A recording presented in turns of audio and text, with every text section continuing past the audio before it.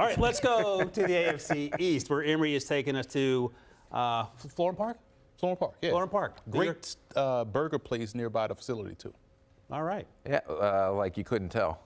Exactly. I like to pack them in. Oh, man. I'm an eater. All right. Let me tell you something. Emory on air and Emory off air is different, so be careful, Rick.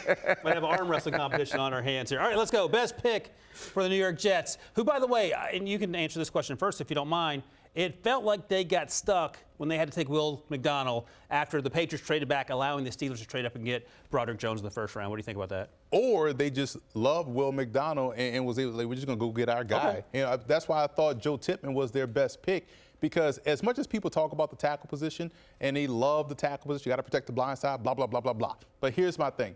As a former running back, guards in the guard is important. I love centers that can get out on the move, expands your playbook. It helps you out in the run game. It helps you out in the passing game. And this is what he does. You talk about Wisconsin at the point of attack. You start with the pivot position. He is one of the better ones in the class. And I think the Jets got themselves a steal in Tippmann. Let me ask you a quick question on this, too. Because of his versatility and size and athleticism, do you think that he could potentially go out and play tackle? I don't know about tackle, but guard definitely, because he's so able to move. And they're going to have to figure something out up front, because you have to be versatile, because when they started to get beat up last year. When you get guys that are versatile like this, then it gives you the flexibility and the luxury of picking the best 5 to play. So the more guys you get like this, because I do like this kid, I like the pick. Not as good as John Michael Schmitz, but I do like him.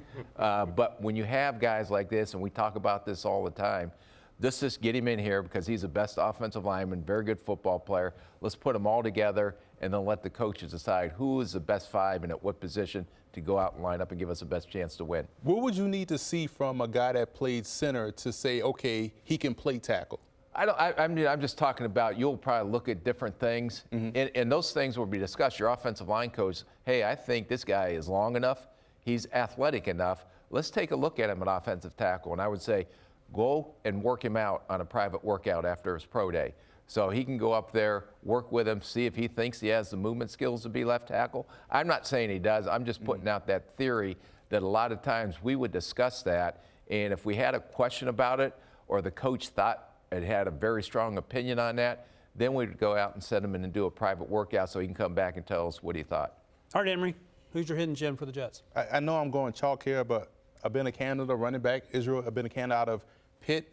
He's 6 feet, 219 pounds, and you rarely see guys with that level of explosiveness and acceleration. I think he's an underrated kickoff returner for this football team right out of the gate. And the fact that he dropped this far in the draft was shocking to me, because I know our colleague Leger Douzable was going through the roof running around the studio when he got selected. So I love the pick. He's explosive. He's dynamic.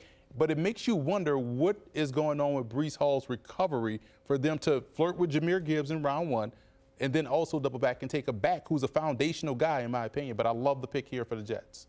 All right, let's go to New England, where I think it's been confirmed for the millionth time Mac Jones will indeed be the quarterback. Certainly helps not to have a defensive coordinator calling plays for him. We're moved on from there. What is your best pick for a team in New England that went heavy on defense? Christian Gonzalez, the corner, out of Oregon by way of Colorado. When you talk about someone that has great man-to-man skills, great matchup skills, you're talking about Gonzalez. Him going this deep into the first round, I think we all got enamored where he should go top 10. I thought he should have gone to the Detroit Lions, but hey, now he finds himself in a situation where he's going to get coached by one of the best defensive minds in football in Bill Belichick. Great ball skills, great leaping ability, doesn't shy away from the moment. He will match up versus the team's best receiver and does a great job in taking the ball away. Give me those guys that can score the ball and take the ball away, and he's one of those guys in my opinion. A few years ago, the Patriots took Kyle Duggar out of Lenore-Ryan on day 2 and surprised some people. Who was your hidden gem for the Patriots this year? Well, I was at the NFLPA Bowl when this guy jumped on the scene, and Marpe Matu out of Sacramento State. He reminded me so much of you, Ryan, because he's built like a French fry. So this is someone that will be able to. Here we go. Wait. Buckle up.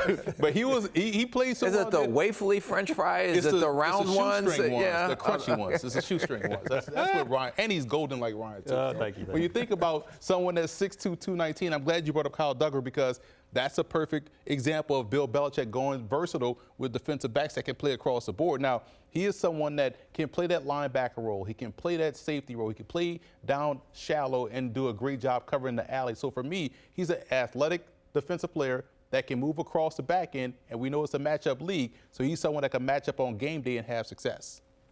The Patriots took a kicker and a punter. I was actually sad that they didn't take a long snapper to hit the trifecta there.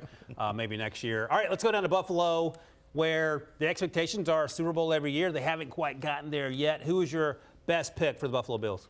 Osiris Torrance, the offensive lineman from Florida. But because Rick is here and he reminded me of this, it's the University of Louisiana, actually. I'm going to say that. But I love Osiris Torrance. He was my number 2 guard in this class. And he is someone, once he blocks you, it's a wrap. Get ready for the next play because you're not going to get past him. He does a great job in the run game. Buffalo needed help on the offensive interior. I think that's where Josh Allen sees a lot of his pressure and where he has a lot of issues trying to step up in the pocket. Now that's going to be solved with Osiris Torrance. He is someone that started at Louisiana, stepped up in competition to the SEC, started from day one, and became a dominant player. He's a fun player to watch on film and one of my better players to watch in his draft class. Yeah, he's an earth mover, and he was certainly a lot of fun to watch. And it was hard to tell that he hadn't been playing in the SEC his entire life. Rick will ask you, more important for this Bills team, Osiris Torrance on the inside or their first-round pick, Dalton Kincaid, the tight end?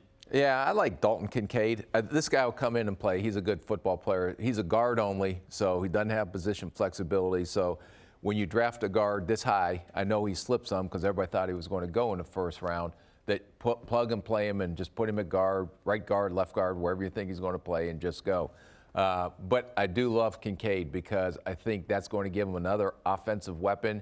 We talked about, and I talked a little bit about, they need a slot receiver, so I thought maybe they lean if Zay Jones was there or someone like that. But Kincaid is almost like a giant slot receiver because he's not a true Y on the line of scrimmage Y, but he's going to create mismatches in the passing game from the slot because they're going to put linebackers and safeties on him, and he's going to be able to run by them and use his athletic skill set to make plays. And he blocks like a small slot receiver at times. Absolutely. He needs to work on that.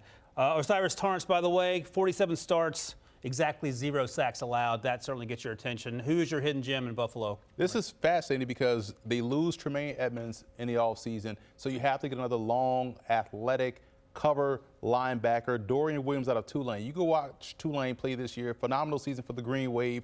But defensively, they had a bunch of guys that can play multiple positions. Williams, to me, was the best of the bunch defensively, and he's someone that can cover. He's someone that can play zone, and he's also a pressure player. Now, he needs to work on blitzing with a better plan. Sometimes he just crashes into things, but at least you like the aggressiveness and the want to is there for him. So I think this is a hidden gem defensively that could play next to what they already have in Matt Milano. All right, let's head down to South Florida, where the Miami Dolphins only had 4 picks in this draft.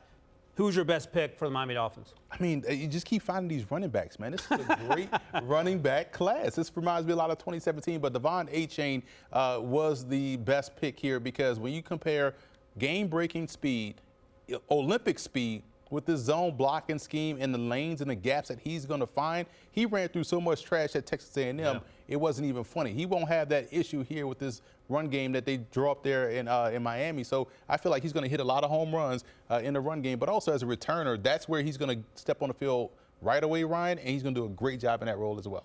Rick, we talk all the time about fits for the quarterbacks. How about this fit in that Mike McDaniel offense that's heavy on the run? Yeah, you look at all the running backs that had success in the San Francisco, and he was, the run game coordinator while he was out with San Fran. But Achane, to me, is a phenomenal running back. He is small, but he plays like a big back. And a lot of times when I watched him on tape, you see these small running backs that are speed guys. They like to utilize their speed and bounce it outside right away. What he does is he is patient and almost runs like a big back, and he's not afraid to stick his foot in the ground and go up in the briar patch and get with the rest of the guys. So this guy is going to be a very good football player. He fits the style of back that the Miami Dolphins want, that Mike McDaniel want. So I think this is a great pick for him. A quick question, Rick, and then we'll move on. What kind of stress does the Devon Achane, Jalen Waddle, and Cheetah put on defense? Like, you're the defensive coordinator. What's your plan? Huh? You better start drafting some dudes that can run. All right, well, that's the lesson there. So get it right on draft day. Otherwise, you're going to be hurting come the fall. All right.